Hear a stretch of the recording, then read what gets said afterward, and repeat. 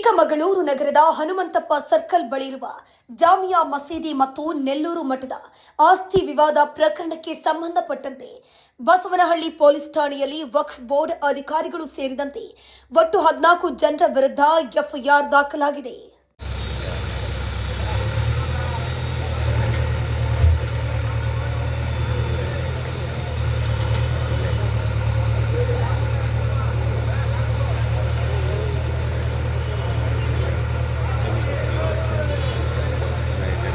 ಹೌದು, ಜಾಮಿಯಾ ಮಸೀದಿ ಮತ್ತು ನೆಲ್ಲೂರು ಮಠದ ನಡುವೆ ಕಳೆದ 2 ದಶಕಗಳಿಂದ ಜಾಗದ ವಿಚಾರವಾಗಿ ಕಾನೂನು ಹೋರಾಟ ನಡೆಯುತ್ತಿದೆ. ಆದರೆ ಇದರ ನಡುವೆ ಹೈಕೋರ್ಟ್ನಲ್ಲಿ ತಮ್ಮ ಪರವಾಗಿ ಆದೇಶ ಬಂದಿದೆ ಎಂದು ಹೇಳಿಕೊಂಡು ನಿನ್ನೆ ಬೆಳ್ಳಂಬೆಳಗ್ಗೆ ಜಾಮಿಯಾ ಮಸೀದಿಯ ಕಮಿಟಿ ಸುಮಾರು 100ಕ್ಕೂ ಹೆಚ್ಚು ಯುವಕರೊಂದಿಗೆ ಬಂದು ಏಕಾಏಕಿ ಮನೆ ಮತ್ತು ಅಂಗಡಿಗಳನ್ನು ನೆಲಸಮ ಮಾಡಿದ್ರು.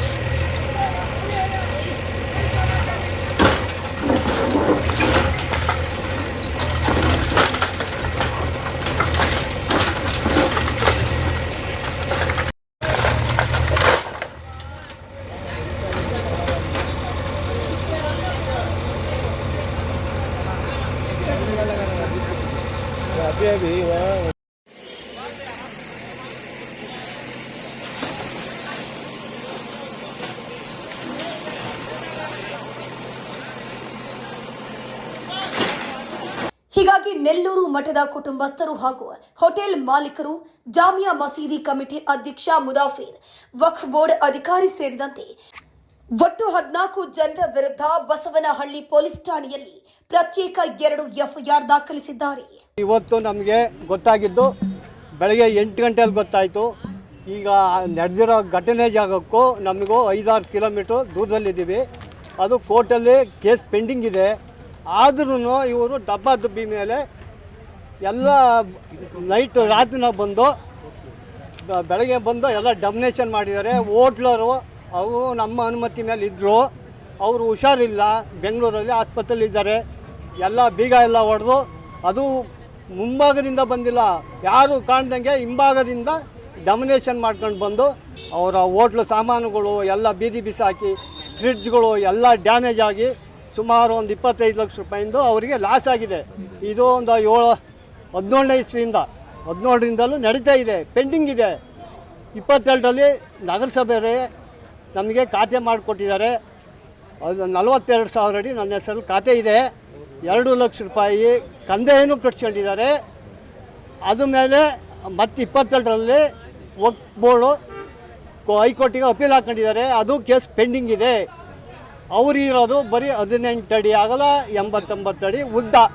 ಅಷ್ಟು ಬಿಟ್ಟರೆ ಇನ್ನೇನು ಅವ್ರಿಗೆ ಹಕ್ಕು ಬಾಧ್ಯತೆ ಇಲ್ಲ. ಇದೆಲ್ಲ ದಬ್ಬಾಳಿಕೆ. ಅವರ ಮಿನಿಸ್ಟ್ರುಗಳು PAಗಳಿಂದ ನೋಟಿಸ್ ತಗೊಳ್ಳೋದು, ಅಲ್ಲಿಂದ ಪ್ರೆಷರ್ ಮಾಡಿಸೋದು, ಅದಕ್ಕೂ ಎಲ್ಲ ನನ್ನ ಡಾಕ್ಯುಮೆಂಟ್ಸ್ ಇದೆ. PA ನೋಟಿಸ್ ಕೊಟ್ಟಿದ್ದಾರಲ್ಲ ನಗರಸಭೆಗೆ, ಅದು ಎಲ್ಲ ನಮ್ಮ ಹತ್ರ ಅವ್ರು ಕೊಟ್ಟಿದ್ದಾರೆ. ಅದೇ ಖಾತೆ ಬಗ್ಗೆ ಹೆಂಗೆ ಮಾಡಿದ್ರಿ ಏನು ಅಂತ ಕೊಟ್ಟಿದ್ದಾರೆ. ಅದು ಎಲ್ಲ ಇದೆ. ಬರೀ ಮಿನಿಸ್ಟ್ರಿಂದಲೂ ವಿಧಾನಸಭೆಯಿಂದಲೂ ಇದು ಮಾಡ್ಕೊಬಂದು ಇಲ್ಲಿ ದಬ್ಬಾಳಿಕೆ ಮಾಡಿಸ್ತಾರೆ. ಅವ್ರಿಗೇನು ಖಾತೆನೇ ಮಾಡಿಕೊಟ್ಟಿಲ್ಲ. ಅವ್ರಿಗಿರೋದು 18-89. ನಮ್ಮ ಜಾಗದಿಂದಲೇ ಹಿಂದೆ ಕೊಟ್ಬಿಟ್ಟಿದ್ದಾರೆ. 18-89 ಬಿಟ್ಟರೆ ಅವ್ರಿಗೆ ಯಾವ 1 ಅಡಿ ಜಾಗನೂ ಇಲ್ಲ. ಎಲ್ಲ ಹೆದರಿಕೆ ಹಿಂದೆಲ್ಲ ಏನು ನಾವು ಹಳ್ಳಿ ಕಡೆ ಜನ ನಿಮಗೆ ಗೊತ್ತಲ್ಲ, ಎಲ್ಲ ಕಡೆ ನಡೀತಾ ಇದೆ. ಅದೇ ಥರ ಇಲ್ಲೂ ಮಾಡಿ ದಬ್ಬಾಳಿಕೆ ಮೇಲೆ ಅದನ್ನು ಕಿತ್ಕೊಳ್ಳೋಕ್ಕೆ ನೋಡ್ತಾ ಇದ್ದಾರೆ. ಜಾಮಿಯಾ ಮಸೀದಿಯ ನಿರ್ಧಾರದಿಂದ ಬಿಜೆಪಿ ಹಾಗೂ ಹಿಂದೂ ಪರ ಸಂಘಟನೆಗಳ ಕೆಂಗಣ್ಣಿಗೆ ಗುರಿಯಾಗಿದೆ.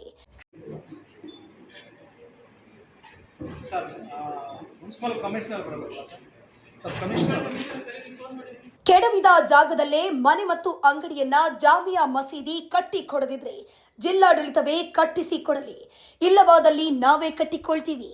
ಈ ಕೂಡಲೇ ವಕ್ಫ್ ಬೋರ್ಡ್, ಜಾಮಿಯಾ ಕಮಿಟಿ ಹಾಗೂ ಮನೆ ತೆರವು ಮಾಡಿದ 200 ಯುವಕರ ಮೇಲೆ ಎಫ್ಐಆರ್ ಆಗಬೇಕು. ಜೊತೆಗೆ ತೆರವು ಕಾರ್ಯಕ್ಕೆ ಬಳಸಿದ JCBಯನ್ನ ಸೀಸ್ ಮಾಡಬೇಕು. ಕಾಂಗ್ರೆಸ್ ಸರ್ಕಾರದ ಬೆಂಬಲ ಇದೆ ಎಂದು ಈ ರೀತಿ ಮಾಡ್ತಿದ್ದಾರೆ ಅಂತ ಬಿಜೆಪಿಯ ಜಿಲ್ಲಾಧ್ಯಕ್ಷ ದೇವರಾಜ್ ಶೆಟ್ಟಿ ಹೇಳಿದ್ರು. ಇವತ್ತು ಬೆಳಗಿನ ಜಾವ ಚಿಕ್ಕಮಗಳೂರಿನಲ್ಲಿ ಕಾಂಗ್ರೆಸ್ ಸರ್ಕಾರದ ಮತ್ತು ಕಾಂಗ್ರೆಸ್ ಸರ್ಕಾರದ ಕೆಲವು ಗೂಂಡಾಗಳು ಅದು ವಕ್ಫ್ ಬೋರ್ಡ್ ಮುಖಾಂತರ ಚಿಕ್ಕಮಗಳೂರಿನ ಹೃದಯ ಭಾಗದಲ್ಲಿರ್ತಕ್ಕಂಥ ನಲ್ಲೂರು ಮಠಕ್ಕೆ ಸೇರಿರ್ತಕ್ಕಂಥ ನಲ್ಲೂರು ಮಠದ ಮನೆ ಅಂತಲೇ ನಾವು ಚಿಕ್ಕಮಗಳೂರವರೆಲ್ಲರೂ ಕರಿತೀವಿ. ಇವರು ಕೆಲವರೆಲ್ಲ ಸೇರಿಕೊಂಡು ಸಗೀರ್ ಅಹಮದ್ ಕಾಲದಿಂದ ಅದಕ್ಕೆ ಬಡಾ ಮಕಾನ್ ಅಂತ ಹೆಸರಿಟ್ಕೊಂಡಿದ್ದಾರೆ. ಆದರೆ ಆ ಚಿಕ್ಕಮಗಳೂರಿನ ಜನತೆಗೆ ಗೊತ್ತಿರ್ತಕ್ಕಂಥದ್ದು ಅದು ನಲ್ಲೂರು ಮಠದ ಮನೆ ಅಂತೇಳಿ. ಅಲ್ಲಿ ಹೋಟೆಲ್ ಉದ್ಯಮವನ್ನು ಮಾಡ್ತಿರ್ತಕ್ಕಂಥ ಮತ್ತು ಹಲವಾರು ಅಂಗಡಿಗಳನ್ನ ಇಟ್ಕೊಂಡಿರ್ತಕ್ಕಂಥ ನಮ್ಮ ಹಿಂದೂಗಳ ಅಂಗಡಿಗಳು ಮತ್ತು ಹೋಟೆಲ್ಗಳನ್ನು ಇವತ್ತು ಬೆಳಗಿನ ಜಾವ ಸುಮಾರು 5:30-6 ಗಂಟೆಯಿಂದ 7-7:30 ತನಕ 1-1:30 2 ಗಂಟೆಗಳ ಕಾಲ ಚಿಕ್ಕಮಗಳೂರಿನ ಆ ಬಡಾ ಮಕಾನಿಗೆ ಸೇರುವಂಥ ಕೆಲವು ಅಲ್ಪಸಂಖ್ಯಾತರ ಮುಖಂಡರುಗಳು ಮತ್ತು ಈಗಾಗಲೇ ADC ಅವರು ಮತ್ತು SP ಅವರು ಹೇಳಿದಾಗೆ ವಕ್ಫ್ ಬೋರ್ಡ್ನ ಕೆಲವು ಅಧಿಕಾರಿಗಳು ಸೇರಿ ಏಕಾಏಕಿ ಅದನ್ನು ಡೆಮಾಲಿಷ್ ಮಾಡುವಂಥ ಕೆಲಸಕ್ಕೆ ಕೈ ಹಾಕಿದ್ದಾರೆ.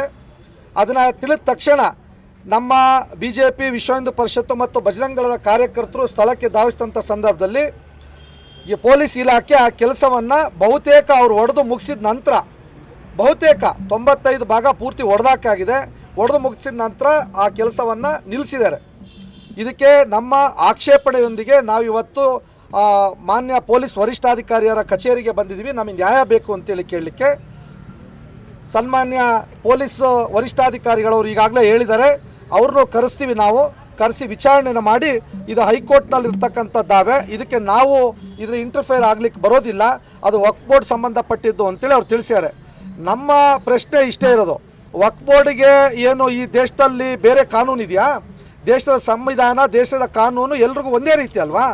ಏಕಾಏಕಿ ಗೂಂಡಗಳ ರೀತಿಯಲ್ಲಿ, ಏಕಾಏಕಿ ದರೋಡೆಕೋರರ ರೀತಿಯಲ್ಲಿ ಬೆಳಗಿನ ಜಾವ 5:30-6 ಗಂಟೆಗೆ ಸುಮಾರು 200-250 ಜನ ಮುಸಲ್ಮಾನ ಯುವಕರು ಇವತ್ತು ಬಂದು ವಕ್ಫ್ ಬೋರ್ಡ್ ಅಧಿಕಾರಿಗಳನ್ನ ನಿಲ್ಲಿಸ್ಕೊಂಡು ಆ ಕಟ್ಟಡವನ್ನು ಧ್ವಂಸ ಮಾಡ್ತಾರೆ ಅಂತಂದರೆ ಇದು ದರೋಡೆ ಮಾಡಿದ್ದಾರೆ.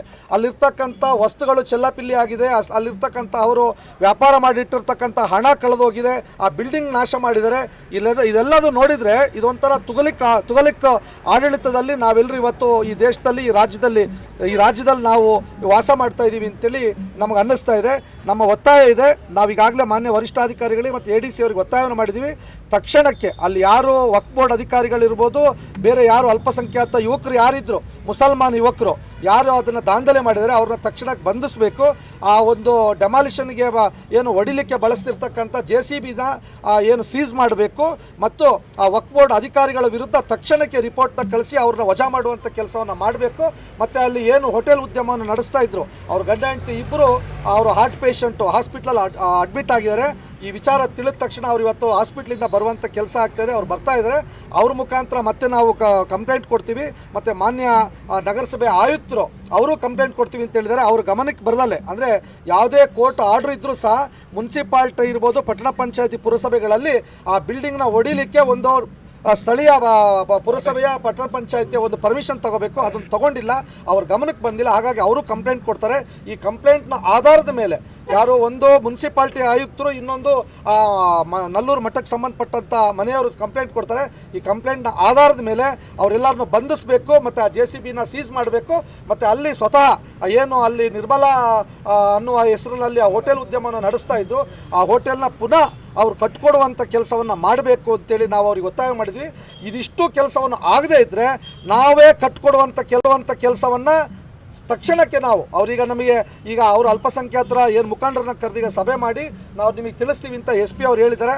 ತಿಳಿಸಿದ ನಂತರ ಅವರೇನಾದ್ರು ತಡ ಮಾಡ್ತಾರೆ ಅಂದರೆ ನಾಳೆನೇ ನಮ್ಮ ಭಾರತೀಯ ಜನತಾ ಪಾರ್ಟಿ ಮತ್ತು ನಮ್ಮ ಹಿಂದೂ ಸಂಘಟನೆ ಎಲ್ಲ ಕಾರ್ಯಕರ್ತರ ಸೇರಿ ಆ ಜಾಗದಲ್ಲಿ ನಾವು ಅದನ್ನು ಸ್ವಚ್ಛ ಮಾಡಿ ಅಲ್ಲಿ ಪಿಲ್ಲರ್ ಹಾಕಿ ಅಲ್ಲಿ ತಾತ್ಕಾಲಿಕ ಕಟ್ಟಡವನ್ನು ಕಟ್ಟುವಂಥ ಕೆಲಸವನ್ನು ನಾವು ಮಾಡ್ತೀವಿ. ಮತ್ತು ನಾವು ಅದೇ ಜಾಗದಲ್ಲಿ ಹೋಟೆಲ್ ಉದ್ಯಮವನ್ನು ಪ್ರಾರಂಭ ಮಾಡಲಿಕ್ಕೆ ಅವರಿಗೆ ನಾವು ಅವಕಾಶವನ್ನು ಮಾಡಿಕೊಡ್ತೀವಿ. ಯಾವುದೇ ಕಾರಣಕ್ಕೂ ನಾವು ತಲೆ ತಗ್ಗಿಸಿ ಕೈ ಕಟ್ಟಿ ಕೂರುವಂಥ ಪ್ರಶ್ನೆನೇ ಇಲ್ಲ. ಚಿಕ್ಕಮಗಳೂರಲ್ಲಿ ಇದ್ರ ಹಿಂದೆನೂ ಸಹ ಹಲವಾರು ದೇವಸ್ಥಾನಗಳಲ್ಲಿ, ಹಿಂದೂಗಳ ದೇವಸ್ಥಾನದಲ್ಲಿ ಬೇಕಾದಷ್ಟು ಕಳ್ತನಗಳಾಗ್ತಾ ಇದೆ. ಇಲಾಖೆ ಏನು ಮಾಡ್ತಾ ಇದೆ? ಕಣ್ಮುಚ್ಚಿ ಕೂತಿದೆಯಾ ಅಂತ ನಮಗೆ ಇವತ್ತು ಪ್ರಶ್ನೆ ಇದೆ. ಪೊಲೀಸ್ ಇಲಾಖೆ, ಜಿಲ್ಲಾಡಳಿತ ಕಣ್ಮುಚ್ಚಿ ಕೂತಿದೆಯಾ? ಸರ್ಕಾರದ ಕೈಗೊಂಬೆ ಯಾಕೆ ಕೆಲಸ ಮಾಡ್ತಾ ಇದ್ದೀರಾ ನೀವು? ಕಾಂಗ್ರೆಸ್ ಸರ್ಕಾರ ಸಾಯೋ ತನಕ, ನೀವು ಅಧಿಕಾರದಲ್ಲಿ ಇರೋ ತನಕ, ನೀವು ಡ್ಯೂಟಿಲಿ ಇರೋ ತನಕ ಕಾಂಗ್ರೆಸ್ ಸರ್ಕಾರ ಅಧಿಕಾರದಲ್ಲಿ ಇದೆ ಅಂತ ಅಂದ್ಕೊಳ್ತಾ ಇದ್ದೀರಾ ನೀವು. ಇದೆಲ್ಲ ಬೇಡ. ದಯವಿಟ್ಟು ನೀವು ಏನೋ ಪ್ರಮಾಣವನ್ನು ಮಾಡಿ ನಿಮ್ಮ ಇಲಾಖೆಯಲ್ಲಿ ನೀವು ಕೆಲಸಕ್ಕೆ ಸೇರ್ಕೊಂಡಿದ್ರಿ, ಅದಕ್ಕೆ ನ್ಯಾಯಬದ್ಧವಾದಂಥ ನೀವು ಡ್ಯೂಟಿಯನ್ನು ಮಾಡಬೇಕು. ಯಾರೇ ತಪ್ಪಿತಸ್ಥರಾಗಿರಲಿ ಅವ್ರನ್ನ ಬಂಧಿಸುವಂಥ ಕೆಲಸವನ್ನು ಮಾಡಬೇಕು. ಇಲ್ಲಾಂದರೆ ಭಾರತೀಯ ಜನತಾ ಪಾರ್ಟಿ ನೇತೃತ್ವದಲ್ಲಿ ನಮ್ಮೆಲ್ಲ ಹಿಂದೂ ಸಂಘಟನೆಗಳು ಈ ಕೆಲಸವನ್ನು ಕೈಗೆ ತಗೊಂಡು ನಾವು ಮಾಡ್ತೀವಿ ಅಂತೇಳಿ ಯಾರಿಗೆ SP ಅವರಿಗೆ ಮತ್ತು ADC ಅವರಿಗೆ ತಿಳಿಸಿದ್ದೀವಿ ನಾವು. ಮುಂದೆ ಸಭೆ ಏನಾದರೂ ಅಲ್ಲ, ನಮಗೀಗ ಅವ್ರನ್ನ ಕರೆದು ಸಭೆ ಮಾಡ್ತೀವಿ ಅಂತ ಹೇಳಿದ್ರೆ, ಸಭೆ ಮಾಡಿದ ನಂತರ ಅಲ್ಲಿ ಆಗಿರ್ತಕ್ಕಂಥ ನಷ್ಟನ ಪರಿಹಾರವನ್ನು ಕೊಡಿಸುವಂಥ ವ್ಯವಸ್ಥೆ ಅಥವಾ ಅಲ್ಲಿ ತಾತ್ಕಾಲಿಕವಾಗಿ ನಾವು ಮತ್ತೆ ಕಟ್ಟಿಸ್ಕೊಡುವಂಥ ವ್ಯವಸ್ಥೆನ ನಾವು ಮಾಡ್ತೀವಿ ಅಂತ ಈಗಾಗಲೇ ಅಲ್ಲಿ ಮೇಲ್ಗಡೆ ಸಭೆಯಲ್ಲಿ ಅವ್ರು ತಿಳಿಸಿದ್ದಾರೆ. ಅವ್ರೇನಾದರೂ ಅವರ ಮಾತಿಗೆ ತಪ್ಪಿದರೆ ನಾವು ನಮ್ಮ ಕೆಲಸ ಏನು ಮಾಡಬೇಕು, ನಾವೆಲ್ಲ ನಮ್ಮ ಹಿರಿಯರ ಜೊತೆ ನಮ್ಮ ಪರಿವಾರದವ್ರ ಜೊತೆ ಯೋಚನೆ ಮಾಡಿ ನಮ್ಮ ಕೆಲಸವನ್ನು ನಾವು ಮಾಡಲಿಕ್ಕೆ ನಾವು ಯೋಚನೆ ಮಾಡ್ತೀವಿ. ನಗರಸಭೆ ಆಡಳಿತದ ವೈಫಲ್ಯನ ಏನು ಸರ್? ನಗರಸಭೆ ಆಡಳಿತ ವೈಫಲ್ಯ ಅಂದರೆ ನೋಡಿ, ಯಾವುದೇ ಕೋರ್ಟ್ನ ಒಂದು ಆದೇಶ ಇದ್ದರೂ ಅದು ಡ್ಯೂಟಿ ಅವರ್ಸಲ್ಲಿ ಮಾಡಬೇಕು ಅಂತ ಇರುತ್ತೆ. ಕಟ್ಟಡ ಒಡೆಯೋದಿರ್ಬೋದು, ಇನ್ನೊಂದಿರ್ಬೋದು ಡ್ಯೂಟಿ. ಆದರೆ ಇವ್ರು ಮಾಡಿರ್ತಕ್ಕಂಥದ್ದು ಬೆಳಗಿನ ಜಾವ 5:30 6 ಗಂಟೆಗೆ ಪ್ರಾರಂಭ ಮಾಡಿದ್ದಾರೆ. 200-250 ಜನ ಮುಸಲ್ಮಾನ ಯುವಕರನ್ನ ಬಂದು ಸೇರಿಕೊಂಡು ಕೆಲಸ ಮಾಡಿದ್ದಾರೆ. ನಗರಸಭೆಯವರಿಗೆ ಗೊತ್ತಾಗಿ ನಗರಸಭೆಯವರು ಹೋಗೋಷ್ಟೊಳಗೆ 7:30 ಆಗಿದೆ. ಎಲ್ಲ ಮುತ್ತಾಕೊಂಡಿದ್ದಾರೆ, ಅವ್ರನ್ನ ಒಳಗಡೆ ಬಿಟ್ಟಿಲ್ಲ. ತಹಸೀಲ್ದಾರ್ ಬಂದಿದ್ದಾರೆ, ಅವ್ರನ್ನ ಒಳಗಡೆ ಬಿಟ್ಟಿಲ್ಲ. ಈಗ ಹೇಳ್ತಾರೆ ವಕ್ಫ್ ಅಧಿಕಾರಿ ಬಂದಿದ್ದಾನೆ, ಹೊರಗಡೆ ನಿಂತ್ಕೊಳ್ತಾನೆ ಅಂತ. ವಕ್ಫ್ ಅಧಿಕಾರಿ ನೇತೃತ್ವದಲ್ಲಿ ನಡೀತಾ ಇದೆ ಅಂದರೆ, ವಕ್ಫ್ ಅಧಿಕಾರಿ ಹಾಸನ್ನ ಎಲ್ಲಿಂದನೋ ಬರುವಂಥ ಅಧಿಕಾರಿ ಅವ್ರು ಬರೋಷ್ಟೊಳಗೆ ಹೆಂಗೆ ಡೆಮಾಲಿಷ್ ಮಾಡಿದರು? ಅವ್ರಿಗೆ ಪರ್ಮಿಷನ್ ಯಾರು ಕೊಟ್ಟಿದ್ದು? ಹೈಕೋರ್ಟ್ ಪರ್ಮಿಷನ್ ಕೊಟ್ಟಿದ್ರು. ಆ ಮನೆಯಲ್ಲಿ ವಾಸ ಮಾಡುವಂಥ ಮನೇನ ಅವರಿಗೆ ಇಂಟಿಮೇಷನ್ ಕೊಡದಲ್ಲೇ ಅವ್ರನ್ನ ಖಾಲಿ ಮಾಡಿಸ್ದಲ್ಲೇ ಹೊಡಿ ಅಂತ ಏನಾದರೆ ಕೋರ್ಟ್ ಆರ್ಡ್ರಲ್ಲಿ ಇದೆಯಾ? ಅಥವಾ ನಗರಸಭೆಗೆ ಯಾರಾದರೂ ಆರ್ಡರ್ ಕೊಟ್ಟಿದ್ದಾರಾ? ಅವರು ಪರ್ಮಿಷನ್ ಕೊಟ್ಟಿದ್ದಾರಾ? ಇದು ಯಾವುದೂ ಇಲ್ಲ. ಏಕಾಏಕಿ ಕಾಂಗ್ರೆಸ್ ಸರ್ಕಾರ ಅನ್ನುವಂಥ ಒಂದು ಏನು ಶಕ್ತಿ ನಮ್ಮ ಜೊತೆ ಇದೆ ಅನ್ನೋದೇ ಈ ಅಲ್ಪಸಂಖ್ಯಾತರಲ್ಲಿ ತಲೆಯೊಳಗೆ ಕೂತಿರ್ತಕ್ಕಂಥ ಒಂದು ದೊಡ್ಡ ಭೂತ. ಈ ಭೂತವನ್ನು ಓಡಿಸುವಂಥ ಕೆಲಸವನ್ನು ಮಾಡಲಿಕ್ಕೆ ನಮಗೂ ಗೊತ್ತಿದೆ. ನಾವು ಇದಕ್ಕೆ ಕೈ ಹಾಕ್ತೀವಿ ಅಂತೇಳಿ ಈ ಸಂದರ್ಭದಲ್ಲಿ ಅವ್ರು ಏನಾದರೂ ಈ ಕೆಲಸವನ್ನು ಮಾಡದೇ ಇದ್ದರೆ ನಮ್ಮ ಎಲ್ಲ ಸಂಘಟನೆ ಪರಿವಾರದವ್ರು ಸೇರಿ ಅಲ್ಲಿ ನಾವು ಮತ್ತೆ ಆ ಹೋಟೆಲ್ ಉದ್ಯಮವನ್ನು ಅವ್ರಿಗೆ ಸ್ಥಾಪನೆ ಮಾಡಲಿಕ್ಕೆ ಕೊಡುವಂಥ ಬೇಕಾಗುವಂಥ ಎಲ್ಲ ಕೆಲಸವನ್ನು ನಮ್ಮಗಳ ನೇತೃತ್ವದಲ್ಲಿ ನಾವು ಮಾಡ್ತೀವಿ. ಅದು ಕೋರ್ಟ್ ವ್ಯಾಜ್ಯ ಕೋರ್ಟಲ್ಲಿ ನಡೀತಾ ಇದೆ. ಇವ್ರು ಹಾಕಿರ್ತಕ್ಕಂಥ ಪಿಟಿಷನ್ನು ಏನು ಕೆವೆಟ್ ತೊಗೊಂಡಿದ್ರು, ಸ್ಟೇ ತೊಗೊಂಡಿದ್ರು, ಅದನ್ನು ಆ ಅರ್ಜಿ ಕಳೆದ ತಿಂಗಳು ಅದು ಕೊನೆ ಆಗಿದೆ. ಅದಾದ ನಂತರ 1 ತಿಂಗಳು ಆಗಿದೆ. ಇವರು ಕೆವೆಟನ್ನು ಕಂಟಿನ್ಯೂ ಮಾಡಿಲ್ಲ. ಆದರೆ ಕೆವೆಟ್ ಕಂಟಿನ್ಯೂ ಮಾಡಿಲ್ಲ, ಅದಕ್ಕೆ ಸ್ಟೇ ತೊಗೊಂಡಿಲ್ಲ ಅಂದ ತಕ್ಷಣ ಏಕಾಏಕಿ ಬಂದು ಹೊಡಿಯೋಕ್ಕಾಗಲ್ಲಲ್ಲ. ನಮ್ಮ ಪ್ರಶ್ನೆ ಇರೋದು ಅಷ್ಟೇ. ಅವ್ರಿಗೇನಾದ್ರು ತಿಳಿಸಿದ್ದೀರಾ? ಮುನ್ಸಿಪಾಲ್ಟಿನ ಪರ್ಮಿಷನ್ ತೊಗೊಂಡಿದ್ದೀರಾ? ಅಧಿಕಾರಯುತವಾಗಿ ನೀವು ಬೆಳಗ್ಗೆ 10 ಗಂಟೆ ಮೇಲೆ ನಿಮ್ಮ ಏನು ಫೋರ್ಸ್ ಇದೆ, ಫೋರ್ಸ್ ತೊಗೊಂಡು ಬಂದು ಖಾಲಿ ಮಾಡಿದ್ದೀರಾ? ಇಲ್ಲ ಅಲ್ವಾ? ನೀವು ಮಾಡಿರೋದು ದರೋಡೆ ರೀತಿಯಲ್ಲಿ ಮಾಡಿದಿರಿ. ನಿಮಗೆ ಶಿಕ್ಷೆ ಆಗಬೇಕು ಅನ್ನೋದಷ್ಟೇ ನಮ್ಮ ಒತ್ತಾಯ. 2 ದಶಕಗಳಿಂದ ನೆಲ್ಲೂರು ಮಠ ಹಾಗೂ ಜಾಮಿಯಾ ಮಸೀದಿ ನಡುವೆ ವಿವಾದಕ್ಕೆ ಕಾರಣವಾಗಿದ್ದ ಜಾಗ ಇಂದು ಅಕ್ಷರಶಃ ರಣಭೂಮಿಯಾಗಿ ಮಾರ್ಪಟ್ಟಿದೆ. ನಗರದಾದ್ಯಂತ ಕಾಕಿ ಹದ್ದಿನ ಕಣ್ಣಿಟ್ಟಿದ್ದು ಕಾಫಿ ನಾಡು ಬೂದಿ ಮುಚ್ಚಿದ ಕೆಂಡದಂತಿದೆ.